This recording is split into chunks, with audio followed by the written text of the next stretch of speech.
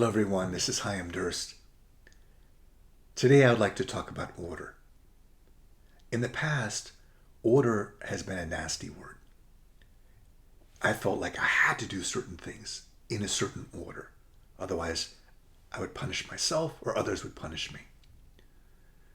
Grades, success, all of that is a form of order, and it tended to exacerbate, focusing on those things, exacerbated my mental health issues.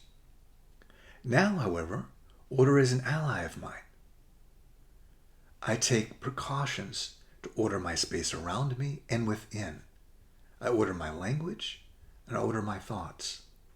And by doing so, I've tended to keep my pain at a reasonable level. I'd like to discuss different aspects of order with you now. Let's talk about order. The purpose of order is to create a sense of safety. When I do not order things, my space, my thoughts, my language, my relationships, I tend to generate threat. I tend to generate clutter around me and within me that threatens me. And when I do create order, I increase my sense of safety, which in turn often limits the amount of pain that I'm in. One of the first things that I pay attention to is my space. That wasn't always the case. I used to live like an animal.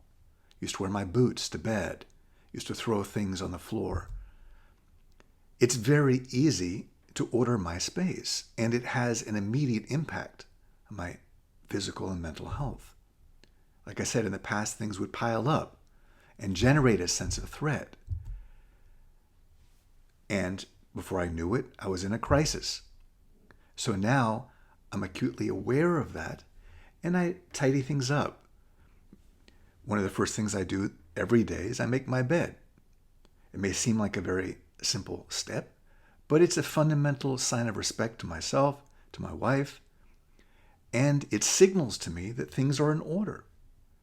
Things on my desk are neatly ordered. Things around me. I surround myself in the space around me with art so that I feel like I'm embraced by beauty. Another thing that I order is my language. It's one of the very few things that I have control over, yet it often controls me. In the past, I would tell myself, I would speak aloud stories of pain, moments of loss. Now I pause before I speak. My thoughts are so intertwined with my language that if I order my words, my thoughts will likely become more ordered and vice versa. Another thing that I must order and try to is my energy. I can redirect or direct my energy each day. I can do so primarily in two different ways. One is through my creativity, and the other way is through my exercise. Right? If I do not do something creative, and if I don't exercise, I tend to feel regret, guilt, and shame, which ultimately leads to pain. Another thing that I order is my time. Before I start each day, actually the day before I go to sleep, I write down what I need to do the next day. A simple checklist. Write down what sort of videos I want to create, what sort of essays I need to edit, what I need to do in terms of exercise. Just by creating a simple checklist and having measurable goals, and I want to emphasize that it's measurable. Having goals that are immeasurable creates a sense of anxiety. I can't do it. Why didn't I do it? And I set myself up for failure. But having very simple goals gives me a clear purpose, gives me clear direction, and gives my day structure. Lastly, I try to order my relationships. Well, I don't really relate to that many people, especially now during the pandemic, but I relate to many people in my head whom I rent space to. I need to determine, is it safe for me to be relating to these people? Do they threaten me? Do they help me grow? Or do they undermine my growth?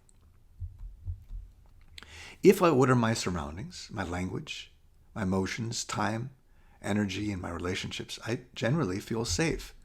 And that sense of safety often reduces the pain I'm in and allows me to grow. But as you know, one of the keys of my mental health is balancing safety and growth.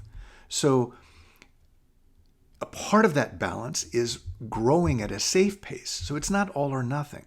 I don't have to feel defeated or helpless because I don't order some aspect of my day or my life. Oh my gosh, I didn't make my bed. Oh my gosh, I said something or thought something that was disordered. Well, that happens, and that's natural, and it's healthy, right? A little bit of disorder makes the day palatable. It makes the day reasonable, measurable.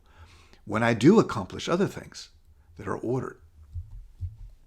And one special note, I can't necessarily order how I feel. That's a fallacy that I've had my whole life. Why can't I change how I feel? Well, I can't do it directly, but I can change aspects of my life, such as my language and my thoughts and my space, which in turn can change how I feel. So rather than saying I want to order or reorder or change how I feel, I just simply look around me and say, what can I order at this moment? And how can I do so in a manner that helps me feel safe and allows me to grow? So as you can see, order is an essential tool for me to manage my mental health and my physical health.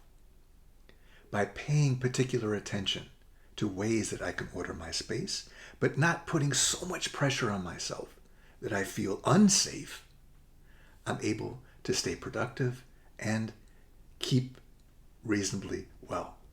Thank you for joining me today. My name is Chaim Durst.